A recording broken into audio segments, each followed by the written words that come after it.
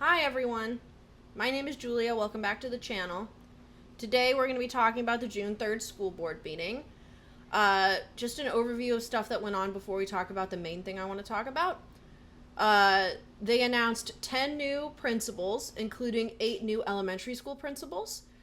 I've included here in the video a little graph that I made about how these elementary schools performed in the gender identity audit of their school library collections. I'll probably stick that on social somewhere, but it's here while I'm talking, so you can look at it at your leisure. What else went on?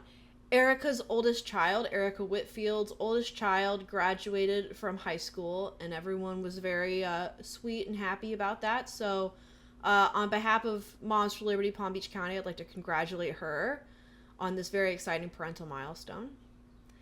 And they held 2 workshops at the end of the meeting. One was about Project Tango, and they voted to send a letter to the Board of County Commissioners asking them for more information about how that project, the building of that data center, might affect the elementary school that's right there. We talked a little bit about Project Tango during March school board commentary, because at that meeting Gordon Longhofer gave a speech about it, so I talked a little bit about it then. I don't want to talk about it again. I will link the stopprojecttango.com down in the description for you, so you can assess what they say on that website and develop your own perspective about the issue. Today I'm going to talk about the second workshop, which Edwin Ferguson hosted, talking about Karl Muhammad. So, who's Karl Muhammad, Julia? I don't watch these school board meetings. So, Woody Allen once said that 90% of success is just showing up, and no one embodies that principle more than Karl Muhammad. Karl Muhammad shows up to every school board meeting and gives a version of the same speech every time, which is about Statute 1003.42 subsection H. And this is a Florida statute about educating children about African American history and African American current events. And the charge he lays at their door every time is that this district is failing to appropriately implement that statute and is, by extension, failing African American children. I will include the speech that he gave in June, this version of the speech that he gave at the meeting, and I will comment about it. Muhammad, I want to start off by thanking Ms. Andrews for coming to the African American community on Mother's Day and sharing with some real love, trying to show it to our family. This has been another year of failure from my perspective, because I've been to every school board meeting except one. And each and every time I ask you guys to give us some kind of accountability on the Florida Statute 1003.42H, and for whatever the reason is, we haven't been able to get any kind of communication. And you could even see the weakness that's getting ready to take place this summer institute, because it's not really measured on no kind of real accountability status. I don't think so. And we have a major problem inside of our community, because it appears that you only deal with the gatekeepers that are located inside of our community. And these are people that I'm talking about that have jobs, organizations, preachers, and different ones that don't have no kind of impact on the reality of trying to bring a comprehensive knowledge to our children inside of Palm Beach County. And I remind you that I'm the longest volunteer in Palm Beach County's history as it relates to dealing with the problems of African Americans, and to see the blatant disrespect that I received as a result of me trying to champion the cause to assist the school district with the problems that is plaguing the African American community, and we don't seem to be able to link up. But I'm hoping, because I know that we're supposedly preparing ourselves for 4 new replacements on the board, and you guys, you remember how difficult it was for you to understand what was going on inside of the Black community, the African American community, and you know that we haven't had any kind of representation from the board as of yet, and we need that kind of partnership like what we had initially when we started this journey. Now, we're going to be doing some orientation classes inside of our community to try to link up so that possibly by the time you start with the next board members, that we might be able to have a serious conversation with the African American community. And we going to be doing that this summer. And as a result of that, we hopefully will have some competent people to help you to develop some competent people inside of the school centers, because we don't have it. And if I'm in error, I always like to tell people, show me where I'm in error. But I don't believe that you have one school, one teacher that is really qualified to really deal with the African and African American curriculum as it relates to bringing that kind of information into the community. So I want to thank you again for allowing me the opportunity to fellowship with you for this year. But I can still say, because I am the longest volunteer, that we haven't did anything to advance the idea of the Florida Statute 1003.42H, which is gives some specificity as it relates to the problems of African American children. Not all children are African American children. Thank you for your time. Thank you. I basically have the same beef with this speech I always have.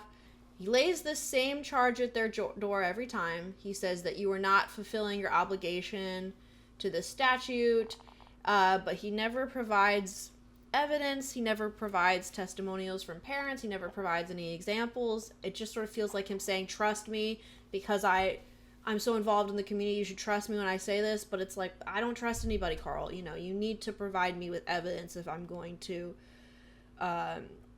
believe this claim, basically. And then also, he never calls on them to take a specific action. He never says, you can better fulfill your obligation to the students in regards to the statute by doing X, Y, Z. You know, he's just sort of like figured out. I'm a big believer, if you're going to come to, just in life, basically, if you're going to come to somebody with a problem, come to them with a solution as well. And if you put it in their court to brainstorm the solution, these people have lives and jobs and children, and they're just not going to do it, right? So you should provide them with the solution, you know. In regards to Moms for Liberty has sample school board policies, right? Which is great. And I think a big reason that's so nice is because if I go to the school board and I say, I have a problem with XYZ policy, fix it, that puts a lot of work in their court. It makes it so that they have to sit down and draft a new policy, and if we make it difficult for them, they're just, you know, it's easier for them to just not do it, right? But if I come to them and I'm like, here's a model policy that I want you to adopt, that's a lot less work for them to do, you know, and that's important. So he gives this speech, and Edwin decides to run a workshop where he talks about this, and I'm going to react to a few things that he says during this workshop.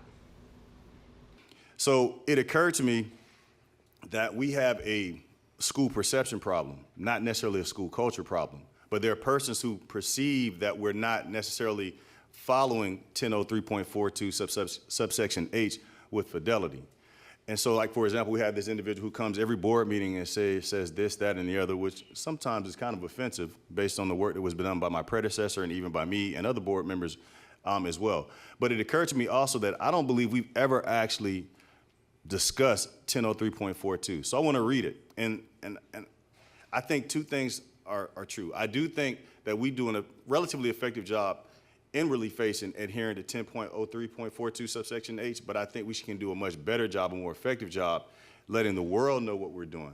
Because of us not doing that, I do see us steadily losing black and brown students under the perception that they don't care about you, they being the district, they don't love you, come over here.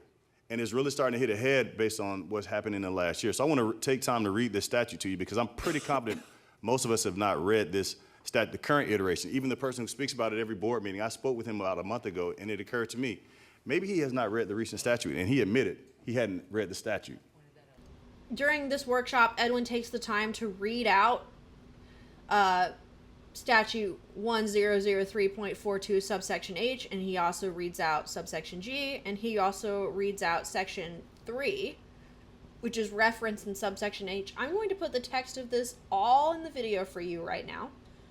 So you can take a screenshot of this, you can read it as you want, and we don't have to listen to Edwin read the whole thing. So you get a sense of what's being talked about here. Now, everybody knows what persons are referring to. The question is, what are we going to do about it? Because again, I was speaking to Attorney Morgan a few weeks ago about this, and I said, I've been hearing since even before I got on the board that it's in blender. But some teachers tell me that it really doesn't show up in the day-to-day educational process. Others do. Attorney Morgan assures me that it definitely is there. Well, I say, well, then we, as a district, need to do a better job of explaining to people how we're executing that part of the statute with fidelity. Edwin doesn't directly say in his comments that he thinks that Carl Muhammad is correct in that they're not following the statute, but something he says is that maybe there's a perception. There's a perception that that's true, and something they can do to fight this perception is release. They have to draw up a report about and present it to the state government about how they're following this policy. And he kind of doesn't outright call for it, but he alludes to this idea that we should be releasing it to the public too. I agree, and I think that you can even take it a step further and have your social media team make like infographics and stuff, so that there's no refuting that you're following this statute. That's theoretically a strength of public institutions, is that you're forced to write these reports.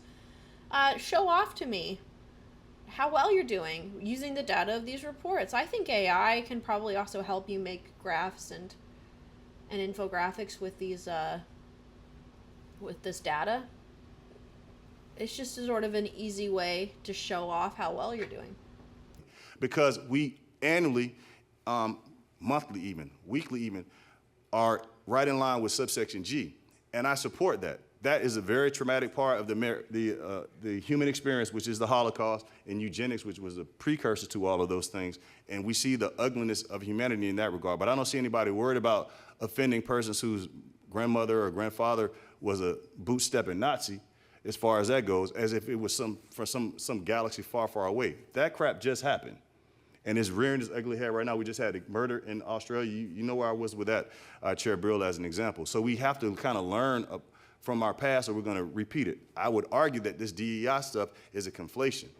And I say that because there are teachers who have told me that they're afraid to adhere to subsection 8 because they're worried about parents and other persons suing them under the Parents' Bill of Rights. What the heck are you talking about? I think we need to do a better job of educating them on that too. Because if you're adhering to this, and again, not trying to brainwash, if you will, people to see a thing a certain way, you're in line with the mandatory requirements. So I do think we need to do a better job.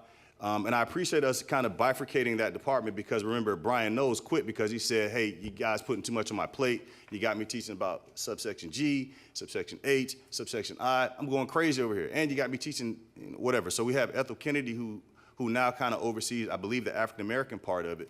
Let's make sure that we're supporting that department as well, because that is our largest, if we did it by percentage, pro rata, the greater number of students who are not staying with this district, at least in District 7, and I suspect in all of your districts, are black students and brown students. And it's because there's a perception. I didn't say it was a reality, but there's a perception that we are not trying to walk in line with 1003.42H. H is in Harry. Edwin also seems to be saying that a big driver of why people are going to charter and private schools is that they feel the district doesn't care about black people. I want to know where he's getting this from. If the school district has ever performed like a big survey of parents and students who have decided to do charter school education and home education and private education and why they did that, I would love to see that data. Yeah, I don't know where he's getting this from. Again, this feels like a trust me, I'm a big part of the community. I go out in the community and I talk to parents of charter school kids, and they all tell me that, oh, I left the school district because y'all don't care enough about Statute 1003.42, or y'all don't care enough about black people. I don't really understand what he's trying to say here. It's a strange comment that he makes. Place. Because if you think about it, charter schools, when I was in school a long, long time ago, it was more so like a disciplinary section. I remember that. We had Gold Coast, and then I remember charter schools. I heard about this whole concept of charter schools. There was always like, where the bad kids go. Like, last chance before you get kicked out of the district. Edwin makes this wildly out of touch back in my day comment where he's like, back in my day, charter schools were for if you were about to get kicked out. You know, the world is very different now. And I don't mean for this to sound like a really ageist comment. This public school district is different than when I was in school. The internet and social media and the effect that this has had on a generation of young people is so it's intense. It's frankly unfathomable to me. So I've heard almost everybody on the school board make a comment like this at one time or another, where they're like, I'm a product of the public education system, and when I was in the public education system, we had this and this and that. And it's like, okay, but frankly, your experience in the public education system is almost irrelevant to what's going on today. And so when Edwin makes this it's just, who cares? Who cares what charter schools were like when you were in high school, Edwin? It is not relevant to what's going on today with charter schools. And obviously charter schools have changed a lot. And also I can't relate to what Edwin is saying about charter. When I was in school and I had friends in charter schools were sort of like, there wasn't this giant school choice movement like there is now. They also weren't teaching me that men in skirts are women in public school when I was a kid. But charter schools were, if you had a very specific path in life, like if you were a really talented artist or you were really interested in like a certain kind of science and you wanted a tailored custom educational experience that catered to that specific thing, then there were charter schools available for you to do that. And I think that's a good thing. If diversity is our strength, why are we pigeonholing our children into a one-size-fits-all education model? It doesn't make any damn sense to me. And now it's being monetized, and it's to the detriment of Palm Beach County, this state, and this country. So we have to do what we can while we can to tie that off and make people feel comfortable staying with us. The book club book for June is School Choice Myths, which is a collection of essays talking about school choice. I highly encourage you to read along with me. The episode where I talk about what I thought of the book will come out at the end of June, beginning of July, so that we can, as a community, be educated about these issues when we're going out in the public and we're talking about education issues. Again, when we look at how well we follow G, like I said, best in the state. Miami-Dade, Broward, Hillsborough, all the large counties, they could learn a lot from us. Matter of fact, they should bring somebody down here to learn how well we get that done, because we're definitely leaders of the industry in that regard. But when it comes to subsection H, not so well. I'd love to see the data on that too. Again, he's doing this sort of like, trust me, we do such a great job at following G and not such a great job at following H. If you do such a good job following G, make infographics, show me, I don't know anything about this issue. Show off to the community that you're doing that. We got to do right by what has historically been a marginalized community, which is the so-called black man and woman, and also Latino man and woman. Thank you. Okay, thank you. So, board members, I'll now take a motion to adjourn. Motion by Ms. Brinch. Look at Gloria. Gloria's like, I want to go home, please. Gloria, if this ever makes its way to you, I would love to see you speak up during these meetings more and push back on Edwin a little. I can see you girl are like me, you wear your heart all over your face, so I can see that you disagree with a lot of what he says, but maybe don't feel as comfortable outright sending it. And I would love to see you do that. I really want to feel represented by this board. And I'm sure there's tons of people in your district that disagree with lots of what Edwin says. And diversity of perspective is important for these meetings. I'm sorry, Mr. Lane, I didn't see that either. Thank you. Yeah, I've been thinking that month after month after month, when I hear my friend Carl Mohammed speak, if we have a certification, if nothing else, provide it to Brother Carl, because he comes in month after month and says, we're not complying, we're not complying. I suspect that we are. And I would like to provide him with that certification that we are, I'm very familiar with the statute. I suspect we're complying with it. Please provide it to him, and if we need to, maybe sit down with him and explain it to him so that we don't hear month after month after month that we're not complying. I suspect that we are. I was really happy that Matthew Lane provided some diversity of perspective by saying that he doesn't agree that we are violating statute. So, Mr. Lane, just so you know, and before I call on Mr. Ferguson, I have sat with Carl Mohammed. We have provided that. He did want to come in as a consultant at one point. He was asking to be paid as a consultant. We are doing that. You what? But I do agree with Mr. Ferguson. We need to do a better job of, well, no, we're not. Oh, I'm sorry. I said he wanted to come in as a consultant and he wanted to be paid. No, we're not. Sorry. You have to admire the absolute audacity of Carl Mohammed. Carl Mohammed gives this speech where he's like, you're failing to uphold your duty to the statute, and then they invite him to a meeting and they're like, can you give us ideas of how we can better uphold this statute? And he's like, yeah, if you pay me. Where's the money? Money, please. Oh, no, there's no money. Iconic. You know, make that bread, Carl Mohammed. Shoot your shot. It's hilarious. And and then Karen kind of flubs her words and it makes it sound like that they are paying Carl Mohammed, and then everyone's like, what? We're paying Carl Mohammed? No. No, we're not doing that. A hilarious moment. Okay, everyone, that's it for this video. Thank you for watching. Until next time.